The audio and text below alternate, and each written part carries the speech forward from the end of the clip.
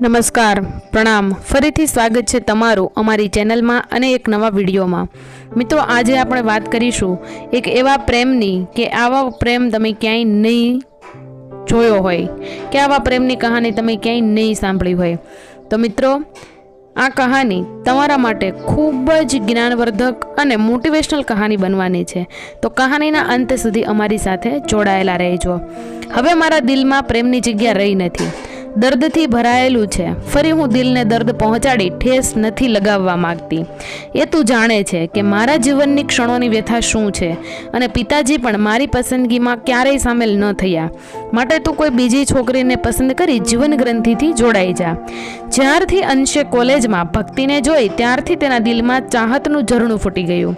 પરંતુ મનમાં ચડેલા પ્રેમના ચગડોળની વાત ક્યારેય અંશે ને જણાવી ન હતી. તે પણ જાણતો હતો કે ભક્તિને પણ પોતાના પ્રત્યે સ્નેહની દ્રષ્ટિ છે.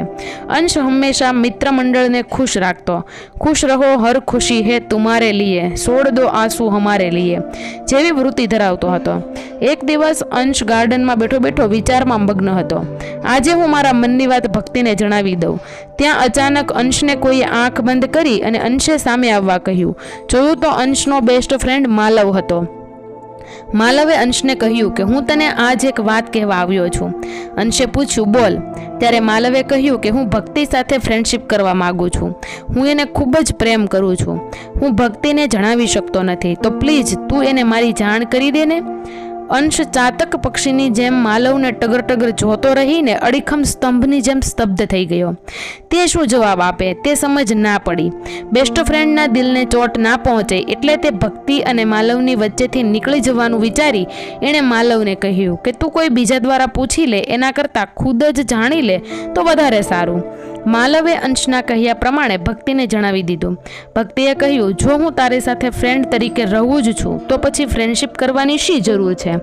હું તારી સાથે લાંબો સમય વિતાવવા માંગુ છું, તેમ માલવે જણાવ્યું.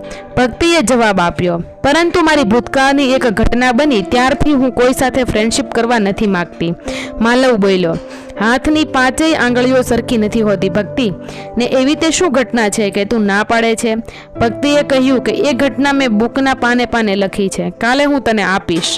બીજે દિવસે જ્યારે ભક્તિએ બુક આપી તો માલવે વાંચી અને પરત કરીને જણાવ્યું, ભક્તિ, તારી બુક વાંચી પછી લાંબો વિચાર કર્યો છે. જો જીવનમાં કંઈ મેળવવું હોય તો તારા જેવી છોકરી સાથે લગ્ન કરી જીવન પૂરું કરવું, એવું મેં નક્કી કર્યું છે. સોરી, તમે ગમે કે ના ગમે તે મને નથી ખબર. ભક્તિ માલવને કંઈ જ જવાબ ન આપી શકી. થોડી ક્ષણો પછી બોલી, હું કદાચ તને હા પાડું તો પણ મારા લગ્ન તારી જોડે ક્યારેય મારા પિતા નહીં કરે, કારણ કે તું બીજી કાસ્ટનો છે, તેમજ આપણું ગામ પણ એક છે. છતાં હું તારી સાથે એક ફ્રેન્ડ તરીકે કાયમ રહીશ. ધીમે ધીમે થતાં સમય ઘણો સરી ગયો અને ભક્તિને ખબર ના રહી કે માલવ તેના દિલમાં આવી વસી ગયો છે. હવે આખો દિવસ માલવ ભક્તિના મનમાં રહેવા લાગ્યો. માલવ તો પ્રેમ કરતો જ, હવે આખો દિવસ તેના વિચારમાં રહેવા લાગ્યો. બંને આખો દિવસમાં એકવાર ફોન પર વાત ન કરે તો ચેન ન પડે. કોલેજમાંથી છૂટા પડ્યા પછી ઘણો સમય વીતી ગયો. એક દિવસ માલવે જણાવ્યું કે હું શહેરમાં હવે મારી નોકરી માટે જાઉં છું. ભક્તિ ખૂબ રડવા લાગી. માલવે જણાવ્યું કે હું તને કંઈ ભૂલી જવાનો છું. હું ત્યાંથી પણ ફોન પર વાતો ચાલુ જ રાખીશ. તારે તો ખુશ થવું જોઈએ. હું નવા બિઝનેસ માટે જઈ રહ્યો છું. માલવે શાંત કરી અને શહેર છોડી ભક્તિથી ઘણા માઇલો દૂર ચાલ્યો ગયો. માલવ ત્યાંથી પણ ભક્તિ સાથે વાતો કરવાનું ક્યારેય છોડતો નહીં. ધીમે ધીમે માલવ શહેરના વાતાવરણમાં ભળી ગયો. ભક્તિ સાથે વાતો કરવાનું ધીમે ધીમે ઓછું થતું ગયું. ભક્તિને બદલાયેલા માલવની જાણ થઈ ચૂકી હતી. માલવ હવે ભક્તિને ક્યારે ક્યારે પોતાની ઈચ્છા મુજબ જ ફોન કરતો. લાંબા સમય પછી એક દિવસ આખરે માલવે ભક્તિને જણાવ્યું કે પોતે બીજી છોકરી માલા સાથે લગ્ન કરવા ઈચ્છે છે. તું શું કહે છે? ભક્તિએ લગ્ન કરી લેવા જણાવ્યું અને ફોન નીચે રાખી દીધો. ભક્તિએ મનને પૂછ્યું કે માલવ સાચે પરણી જશે? અંદરથી ખૂબ જ તૂટી પડી. દિલ પર વજન લાગ્યો. હૈયું કંપી ઉઠ્યું. હાથ પગ ધ્રુજવા લાગ્યા. કંઈ જ જવાબ પણ નહોતો અને કંઈ સવાલ પણ ન હતો. મનોમન જ આંસુડાને હૈયામાં વહાવી કોરું કર્યું. આંખોના ખૂણા ભીના થયા. બે હાથ વડે લૂછી રૂમમાંથી બહાર આવી કોઈને ખબર ના પડે એ રીતે કામમાં વ્યસ્ત થઈ ગઈ. માલવના લગ્ન નજીક આવ્યા. માલવે ભક્તિને ફોન કર્યો. જો હવે મારા લગ્ન થવાના છે, હું તારી સાથે કાયમ ફ્રેન્ડ તરીકે રિલેશન રાખીશ જ. મેં મારી પત્નીને તારા વિશે જણાવી દીધું છે. તે નારાજ નથી, પરંતુ હવે રિલેશન રાખવું ને નાહક જાણ થાય તો નારાજ થાય. માટે હું હવે તારી સાથે ઓછા રિલેશન રાખીશ. પરંતુ જ્યારે પણ તારે મારી જરૂર પડે ત્યારે અડધી રાત્રે પણ મારા દરવાજા ખટખટાવજે. કોઈ પણ પ્રશ્નનો ઉકેલ હું આપીશ, પરંતુ જીવનમાં ક્યારેય જિંદગીને અટકાવીશ નહીં કે જ્યાં પૂર્ણ થઈ જાય. તું રડે છે મને ખ્યાલ છે, પરંતુ તું શું મારી સાથે લગ્ન કરવાની હતી? ભક્તિ, તારા પિતા શું મારી સાથે તારા લગ્ન કરી દેવાના હતા? ભક્તિએ ના કહી ફોન બંધ કર્યો. એક ખૂણામાં દિવાલે માથું ટેકવી રડી રડીને આંખોના પોપચામાં સોજો લાવી દીધો. બંધ કમરામાં અંધારું હોવાથી તેની વેદના ભરેલી કોઈ જોઈ ન શક્યું. સમય જતાં એક દિવસ અંશ ભક્તિને રસ્તા પર મળ્યો. બંને આમ તેમ થોડી વાતો કરી એકબીજાના નંબર લઈ છૂટા પડ્યા. એક દિવસ અંશનો ફોન આવ્યો. અંશે ભક્તિ સાથે વાત કરી, પરંતુ દર્દથી ભરેલી ભક્તિ કશું બોલી ના શકી. આકાશ પણ જાણતો હોવાથી તેની સાથે એક ફ્રેન્ડ તરીકે વાત કરી. ધીમે ધીમે થતાં અંશે ભક્તિને દર્દના દરિયામાંથી બહાર લાવ્યો. ભક્તિ પ્રેમને વિસરી, પરંતુ પ્રેમના દિવસોને ક્યારેય ના વિસરી. ભક્તિ ખડખડાટ હસતી, મજાક કરતી. હવે અંશ ખુશીથી આનંદ સાથે દિવસો પસાર કરવા લાગી.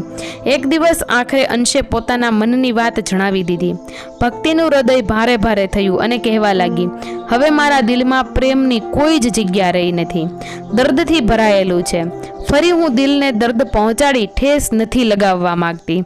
એ તું જાણે છે કે મારા જીવનની ક્ષણોની વ્યથા શું છે, અને પિતાજી પણ મારી પસંદગીમાં ક્યારેય સામેલ ન થાય. માટે તું કોઈ બીજી છોકરીને પસંદ કરી જીવન ગ્રંથિથી જોડાઈ જા.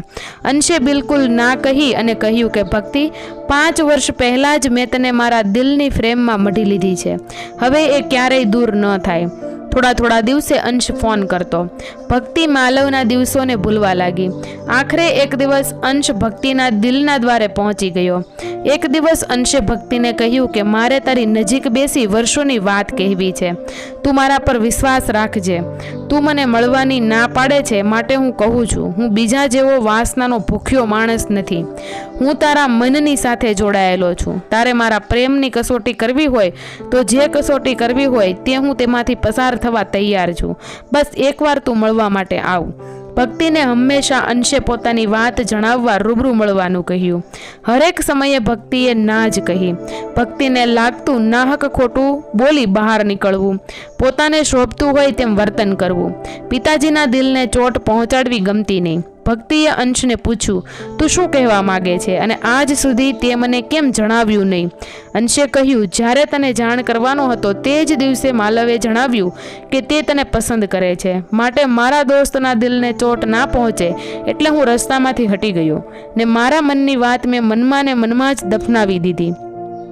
આ મારા પ્રેમની કસોટી થઈ ગઈ હતી. હવે મારે મળવા માટે મને હા કે નાનો જવાબ આપવાનો છે. હું તને સમય આપું છું, તું વિચારીને મને કહેજે. ભક્તિએ ના કહી. અંશે કહ્યું, તું એકવાર વિચારી મને પછી જ કહે, જે આજે હું તારી હા કે નાને નહીં સ્વીકારું. ભક્તિએ કહ્યું, પિતાજી સમક્ષ જૂઠું બોલવું મને પસંદ નથી લાગતું. ત્યારે અંશે જણાવ્યું, તું મારી સાથે ફોન પર વાત કરે છે ત્યારે જૂઠું બોલે છે તેવું નથી લાગતું? હસી પડી અને ફોન નીચે રાખ્યો. અંશને મજાક કરવી ખૂબ ગમતી. એક દિવસ ભક્તિએ ફોન કરવાનું વિચાર્યું અને મળવા માટે કહેવાની વાત મનમાં ઘડી. સંધ્યાકાળ હતો. પૂરું આકાશ આછા લાલ પીળા રંગથી છવાયેલું હતું. સૂરજનું તેજ આછું હતું. અંજવાળું શમી જવા આવ્યું હતું. તે સમયે ભક્તિએ અંશને ફોન કર્યો. અંશ ખૂબ ભારે અવાજમાં વાત કરી. ભાર્ગવી ખૂબ ગભરાઈ ગઈ. તેણે પૂછ્યું, કેમ તબિયત ઠીક નથી? ના, હોસ્પિટલમાં એડમિટ થયો છું. બોલ, શું કામ છે? અંશે પૂછ્યું. ભક્તિ બોલી, સાચું કહે, શું થયું છે? અંશે જવાબ આપ્યો, મારી સાથે ખોટો સમય ના બગાડ. અંશે કંઈ જવાબ ન મળતા પ્રેમભર્યા શબ્દોથી પૂછ્યું, બોલ, શું કામ છે? કંઈ હતું? ભક્તિએ જવાબ આપ્યો, કંઈ નહીં, સાજો થઈ જા પછી ફોન કરજે. હા કઈ અંશે ફોન રાખ્યો, પરંતુ ભક્તિ ખૂબ ગળગળી થઈ ગઈ. શું થયું હશે? કંઈ જવાબ ન આપ્યો. સ્વસ્થ થઈ ફરી વિચાર કરી બોલી, આમ પણ મજાક કરવાની તો ટેવ છે. કંઈ નહીં, અંશનો ફોન આવશે એટલે હું ખુશી ખુશીના સમાચાર આપીશ. 8 દિવસ સુધી ભક્તિએ અંશના ફોનની ચાતક પક્ષીની જેમ રાહ જોઈ, પરંતુ ફોન આવ્યો નહીં અને કર્યો પણ નહીં.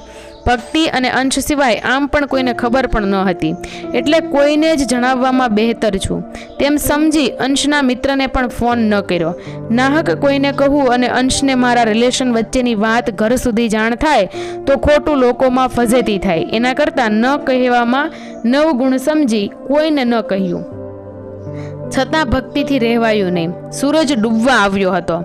અંશ અંધારામાં જવાની તૈયારીમાં હતી. સૂરજનું તેજ આચ્છાદિત હતું. સૂરજ આથમવાની તૈયારીમાં હતો. તે સમયે ભક્તિએ અંશના મિત્રને ફોન કર્યો અને પૂછ્યું, શું ચાલે છે? આટલા દિવસ કોલેજ પછી યાદ કર્યો? અંશના મિત્રએ પૂછ્યું. ભક્તિ બોલી, કંઈ નહીં, બસ. શું કરે મિત્રમંડળ? કુશળ તો છે ને સૌ? અંશના મિત્રએ જવાબ આપ્યો, શું વાત કરું ભક્તિ, જવા દે ને. આપણી વચ્ચે હસીને હસાવનાર, સુખી કરીને સુખી થનાર, દુઃખને દરિયા દિલમાં સમાવી લેનાર અંશ કમળાના ઘેરામાં 8 દિવસ રહી દુનિયા છોડીને ચાલ્યો ગયો. સાંભળતા જ ભક્તિના હાથમાંથી ફોન સરકી ગયો. તેની આંખોમાંથી દળ આંસુડા વહેવા લાગ્યા. છુપાવવા છતાં આ છુપાવી ન શકે. રડે તો પણ કોની સામે? કહે તો પણ કોને કહે? ભક્તિને લાગ્યું ચકડોળ ફરતી દુનિયાના મેળામાં એકલી રહી ગઈ. સાચે આજ મારો સૂરજ આથમી ગયો. અંધકાર છવાઈ ગયો. પ્રેમનો અંશ સૂરજ સાથે આથમ્યું ને મારા અંશ સાથે મારી જિંદગી આથમી ગઈ. હૈયાને આંસુડાથી ભરી દીધું. તેમાં ન સચવાતા આંખોમાંથી બહાર વહેવા લાગ્યા. દુઃખોના ઘેરામાં છવાઈ ગઈ લાગણી જાણે પૂર સાથે તણાઈ ગઈ. પ્રેમ કરનાર દુનિયા છોડી તારાઓના ઝુંડમાં ચાલ્યો ગયો. દર્દની પીડાએ ઘેરી લીધી. રૂમના એક ખૂણામાં દિવાલને માથું ટેકવી અવાજ ન આવે એ રીતે રડી રડીને ફરી આંખોના પોપચામાં સોજો લાવી દીધો. 8 દિવસથી જાણે રોકી રાખેલું રુદન બધા બંધનો તોડીને વહેવા લાગ્યું. ડૂસકે ડૂસકે રડતા કેટલા કલાક ગયા હશે તેની ખબર ના રહી. વકી ગયેલા બધા જ કલાકો ભક્તિ સમેટી ના શકી, પરંતુ જે સમય સરી ગયો તે કેમ વિસરી શકાય? ભક્તિને અંશના શબ્દો કાન પર ગુંજવા લાગ્યા. અંશની સાથે વીતેલી ક્ષણો ભક્તિને તાજી થવા લાગી અને અંશ સાથેના વિશાળ સોનેરી સપના દિલના દર્દને વધારવા લાગ્યા. વેદનાની કોઈ સીમા ના રહી. ભક્તિ અને અંશ વચ્ચેની વાર્તાની કટાર વહેવા લાગી. ભક્તિ જાણે અંશનું પરિણામ પણ ન કરી શકી હોય તેમ દિવાલ સાથે બાથ ભીડી કહેવા લાગી. દુનિયાને અજવાળું દેનાર અંશને એક દરિયાઈ મોજું આવી પહોંચ્યું અને ખેંચી ગયું. વિશાળ અંશને બાહોમાં સમાવી લીધો કે ભગવાન, મને જાણ પણ ન થઈ. પ્રેમ કરનારની કસોટી શું આ રીતે જ તું લે છે? તારો જવાબ હામાં હશે તો આ દુનિયા પ્રેમ કરવાનું છોડી દેશે, અને ના હશે તો મને અંશથી તે દૂર શા માટે કરી? મારી એવી કઈ તકસીર હતી કે તે મારા દિલનો અવાજ ન સાંભળ્યો? કહી ધ્રુસકે ધ્રુસકે દિવાલ સાથે રડવા લાગી. અંતે ભક્તિને લાગ્યું